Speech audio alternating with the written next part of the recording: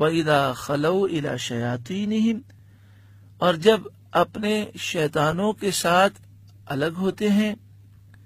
تنہائی میں اپنے سرداروں کے پاس ہوتے ہیں، قَالُوا إِنَّا مَعَكُمْ، تو کہتے ہیں بے شک ہم تمہارے ساتھ ہیں،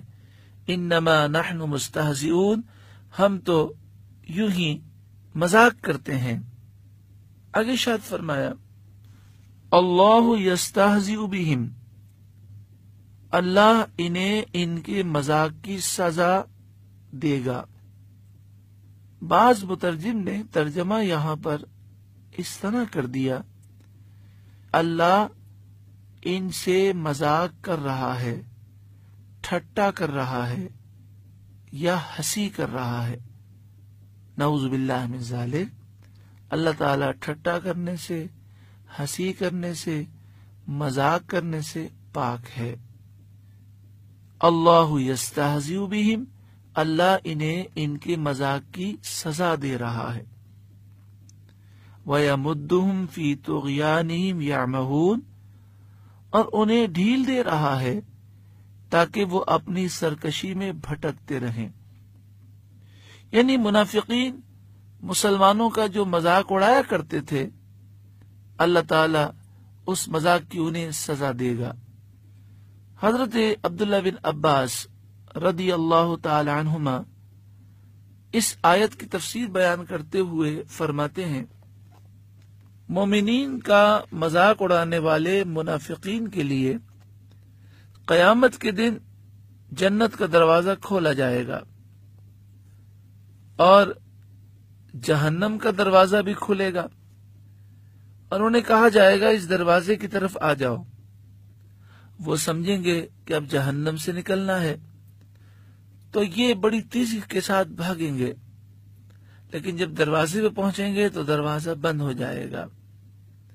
پھر دوسرے دروازے سے انہیں پکار ہوگی تو یہ پھر بھاگیں گے، جب وہاں پہنچیں گے تو دروازہ بند ہوگا۔ مسلمان جنت سے یہ منظر دیکھ رہے ہوں گے اور یہ دیکھ کر مسلمان ان پر ہنسیں گے،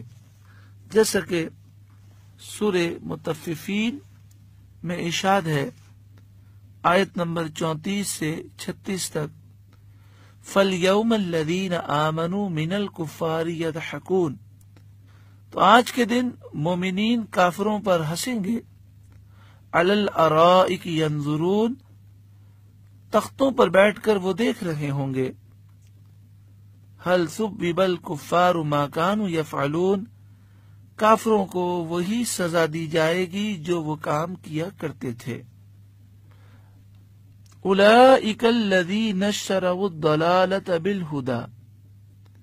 یہ وہ لوگ ہیں جنہوں نے ہدایت کے بدلے گمراہی خریدی۔ ہدایت کے بدلے گمراہی خریدی یعنی معنی یہ ہے کہ ہدایت کو چھوڑ دیا اور اس کے بدلے میں منافقت، کفر، گمراہی کو انہوں نے حاصل کر لیا۔ یہاں پر اگر کسی کے ذہن میں سوال پیدا ہو کہ جب منافقین ہدایت پر تھے ہی نہیں تو اس آیت میں کیسے فرما دیا گیا کہ انہوں نے ہدایت کے بدلے میں گمراہی کو خریدا، تو اس کا جواب یہ ہے کہ منافقین ہدایت کو حاصل کرنے پر قادر تھے، اگر چاہتے تو ہدایت بالکل قریب تھی، گویا کہ ہدایت ان کے ہاتھ میں تھی، ہدایت کو ضائع کر دیا اور گمراہی کو اختیار کیا، اس لیے فرمایا کہ انہوں نے ہدایت کے بدلے گمراہی کو خرید لیا۔ ارشاد فرمایا فما ربحت تجارتهم، تو ان کا سودا کچھ نفع نہ لایا، یعنی اس تجارت نے انہیں کچھ بھی فائدہ نہ دیا، دنیا بھی برباد اور آخرت بھی برباد۔ وما کانوا مہتدین، اور وہ سودے کا طریقہ جانتے ہی نہ تھے، اگر یہ ہدایت حاصل کر لیتے اور سرکار دو عالم صلی اللہ علیہ وآلہ وسلم سے محبت اور الفت سچے دل سے کرتے اور حضور صلی اللہ علیہ وآلہ وسلم کی شان و عظمت کو تسلیم کر کے آپ سے والہانہ محبت کرتے اور آپ کی تعظیم و توقیر بجا لاتے تو دنیا بھی سنور جاتی، آخرت بھی سنور جاتی، کیونکہ سرکار دو عالم صلی اللہ علیہ وآلہ وسلم اللہ کی عطا سے بے حساب عطا فرماتے ہیں، کیونکہ اللہ تعالی نے آپ کو